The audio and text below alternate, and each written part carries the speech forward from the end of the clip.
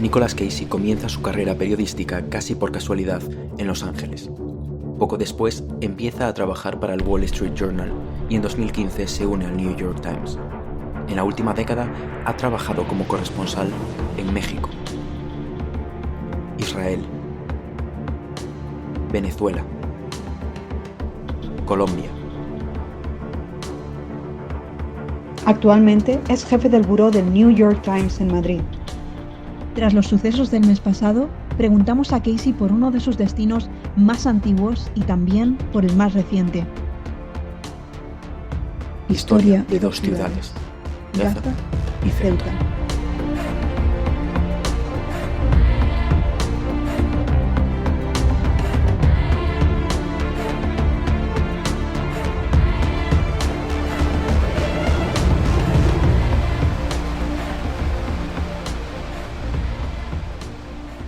Hoy nos acompaña Nicolas Casey, antiguo corresponsal del Wall Street Journal en Oriente Próximo y en América Latina. También lo fue allí para el New York Times y actualmente es el jefe de oficina del New York Times en Madrid, cubriendo no solo España, sino también Portugal y Marruecos. ¿Cómo estás, Nick? Good, thanks for having me here. Pues nos gustaría empezar esta entrevista viajando a Oriente Medio, específicamente a Israel y a Palestina, porque tú fuiste corresponsal en la Franja de Gaza durante más de un año y además en 2014, que resultó ser un año clave, ¿no? Entonces queríamos empezar preguntándote dos cosas. La primera es si el término conflicto es una palabra adecuada para definir lo que está ocurriendo en Israel y Palestina. ¿Y qué similitudes o diferencias verías tú entre esta última escalada de violencia que hemos visto y los eventos que ocurrieron en 2014? Yeah, well, the word conflict is the word to describe what's going on, if not a war, which has been going on for decades and has had false starts and has continued. What you see going on this year was an extension of what the same war that I was covering in 2014, and has had a bunch of different iterations since.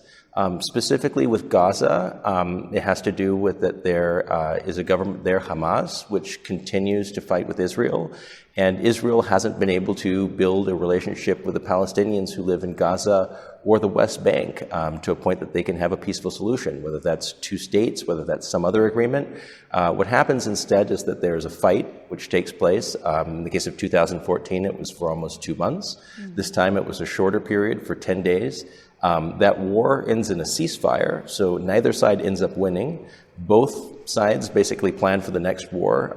Gaza rearms and gets more rockets. Israel gathers more intelligence and plans what it wants to do next there. And unfortunately, in the case of what happened this year, we can expect that in just probably a few years' time, or even less, there will probably be another play out of the same war that we saw this year. ¿Es esto un ciclo de violencia sin fin? ¿Realmente la solución de los dos estados es una solución factible? Y si no, ¿qué otras soluciones habría? Well, I think the reason why it appears to be endless is because neither side ever wins in this. What happens is these conflicts end in a ceasefire, a few years goes by, and then it starts again. So that's the reason why there needs to be some definitive end to this, a peace treaty. There have been attempts at that. That was what the Oslo peace process was about, but that didn't work. Now that it's been decades since the Israelis and the Palestinians signed their first, real agreement, a lot of people feel on both sides that it might not be possible to have two states anymore. Myself, I think that anything's possible. Europe went through conflicts in the 1940s and 30s that were much bigger than anything that Israel saw, leaving much more, deaths and much more hatred on both sides. But within just a few decades, was able to pick up the pieces and draw borders. And I think the same thing is possible with Israel and Palestine. The difference here, though, is that there are so many outside players, like the United States in particular, and the participation of outside players, lots of money that's involved, lots of armament, that gets in the way of the two sides actually being able to negotiate on their own. ¿Podríamos decir que existen intereses electorales o intereses políticos para Netanyahu y para Hamas en mantener viva esta violencia, en avivarla? ¿Y qué es lo que esconde cada uno detrás de esos misiles? Absolutely. I think that's one of the most cynical aspects to what's going on between Israel and Gaza right now, is that both sides have interest in continuing the conflict. And I'll explain both. Netanyahu especially now, has been very politically weak. It looks like he may actually be pushed out of power right now. There's a new government which is forming to push him out. We'll see what happens. And the timing of this conflict, I think in many ways was suspicious to many people, especially in Israel, that at a moment of political weakness, suddenly he draws everybody against a common enemy. Now, you also have to look at what's going on with Hamas. Hamas was elected years ago to be the government of the Gaza Strip, but they haven't held elections in years. They realize they have a problem of political legitimacy, and unfortunately, when they launch rockets at Israel, that rallies all of the people of Gaza with them again, or to some degree. At least they can't support Israel in this. So it's just a very cynical outcome. Both sides actually see advantages to having a deadly conflict, which is going to get their own citizens killed. ¿Veremos un cambio en la postura tradicional de Estados Unidos con la llegada de Biden a la Casa Blanca? Por ahora hemos visto cómo Estados Unidos ha vetado un comunicado del Consejo de Seguridad de las Naciones Unidas, así que ¿realmente cambiará algo? Well, there is a big change from Biden to Donald Trump. During Donald Trump's time, he did something which was never done in U.S. foreign policy, which was move the embassy from Tel Aviv to Jerusalem, effectively acknowledging Jerusalem as the capital of Israel. That was a huge move. With Biden, it's not that there's going to be a change in the opposite direction, but more a change back to the status quo of where things were before. So the change that you see in Biden is more a change to that old American stance, which is still very pro-Israel, but not to the degree that Donald Trump was, where he was almost saying anything can go. Israel es un Estado que, aunque no es Estado miembro de la Unión Europea, sí que mantiene una relación comercial muy estrecha con esta organización supranacional.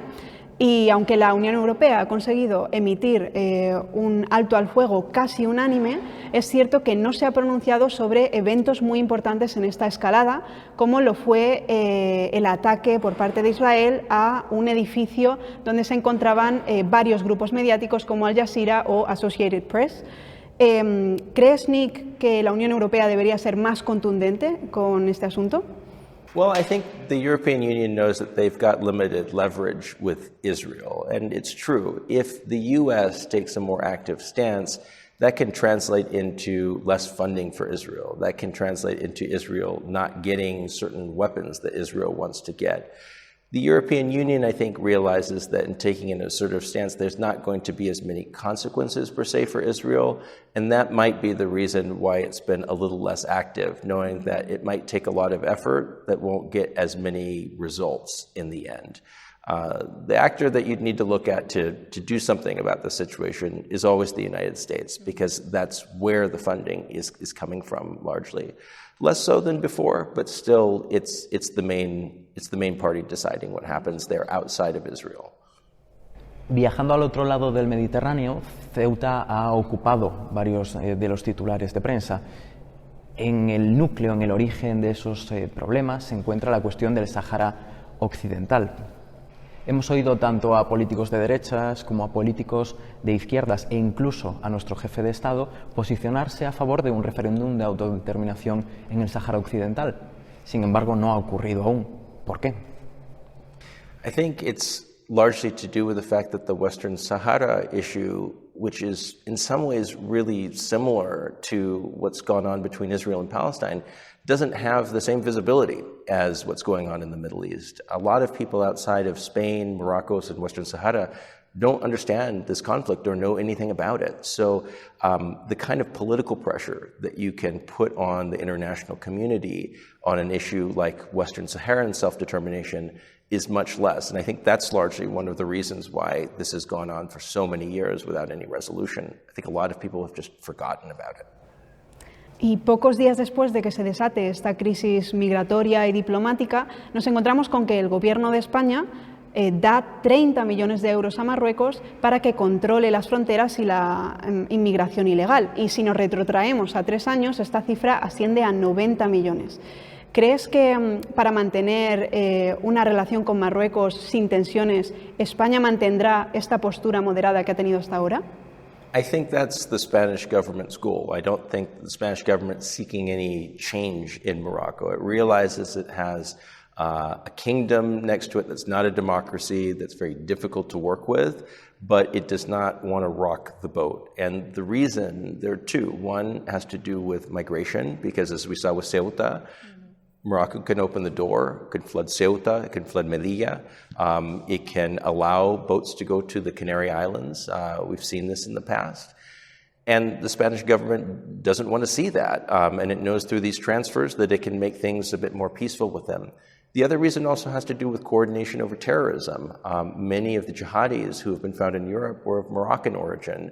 It knows that cutting that relationship with Morocco, no matter how frustrating the Spanish government may find Morocco to be, it knows that's just not an option for it. So yeah, I think going on, you're going to see a fairly non-confrontational stance, and Morocco is going to get many of the things, not everything that it wants, but certainly when it comes to being able to write a check, I think that's definitely something that Spain is always willing to do to keep the peace with its neighbor.